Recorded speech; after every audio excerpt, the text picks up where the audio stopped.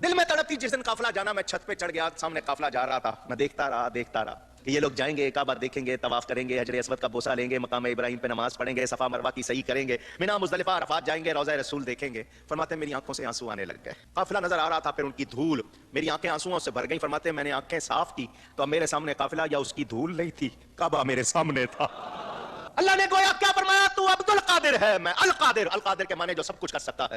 تو نے آنا چاہا, ماں نے آنے نہیں دیا, مگر تو پیارا ہے, تو نے خواہش کی ہے. میں القادر ہوں, تو کعبے نہیں آیا, میں کعبے کو تیرے پاس بھیج دیتا ہوں. فرماتے میں نے سارا منظر وہیں سے دیکھا. یہ اس وقت کی شان ہے, ابھی کم سن ہے. ابھی پھر وہ وقت بھی آیا جب آپ غوثیت کے مقام پر فائز ہوئے. فرمایا کعبہ میرے حجرے کا طواف کرتا ہے. اور یار بخاری مسلم اٹھا کے دیکھیں, قرآن میں سورۃ الفتح میں آتا ہے کہ جب مشرکین عرب نے نبی علیہ السلام کو صلح حدیبیہ کے موقع پر روک لیا اور نبی کا طواف کرنے تو کعبہ کوئی نہیں آیا, صحابہ تو وہاں روتے رہے, اور آپ کے بزرگوں کا طواف کرنے کے لیے, ان کی زیارتیں کرنے کے لیے کعبہ آتا ہے, اور جھوٹ مار دے ہو.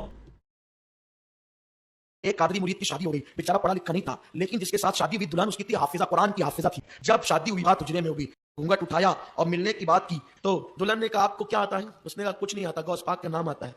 تو کہا میں قرآن کی حافظہ ہوں اور ابھی آپ سے ملاقات نہیں ہوگی, پہلے آپ بھی حافظ قرآن بنیے, ہمارے معیار کے مطابق بن کے آئیے. جب آپ حافظ جی بن جائیں گے, ہم حافظہ ہیں, تو اس کے بعد تمہاری ہماری ملاقات ہوگی. وہاں سے نکلے ایک دم بالکل جلال میں, غصے میں, جس کو میں آپ کی زبان کہہ دوں بالکل سنتاپ میں. فجر کا وقت ہوا تو سوچا کہ حضرت خانقاہ سے نکلیں گے تو اپنا مقدمہ پیش کر دیں گے. تو عرض کی حضور میری شادی ایک حافظہ سے ہوئی ہے, اور میں اس کے پاس گیا تو اس نے کہا کہ تم بھی حافظ بن کے اور پھر ملاقات کرنا, ورنہ نہیں آنا. تو حضرت اب میں کیا کروں, میں اتنے دن تک صبر تو نہیں کر سکا.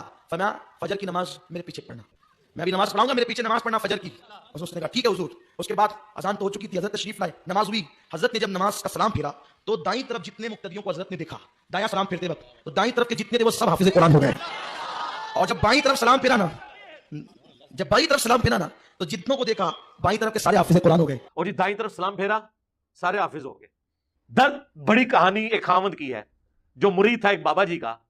اس کی جب شادی ہوئی تو اس کی بیوی جو ہے وہ حافظہ تھی. اس نے کہا میں تمہیں نیڑے نہیں لگن دینا جب تک تو بھی حفظ نہیں کرتا. وہ گھبرایا ہوا جو ہے نا وہ بابا جی کے پاس پہنچا, بابا جی بابا جی بابا جی بابا جی بابا جی. وہ جب وہاں پہنچا بابا جی کے پاس تو ان کا کوئی نہیں بیٹا کر لیتے ہیں, تو فجر کی نماز میرے ساتھ پڑھی. تو فجر کی نماز جب انہوں نے پڑھی تو کہتے ہیں دائیں طرف سلام پھیرا تو سارے حافظ ہو گئے.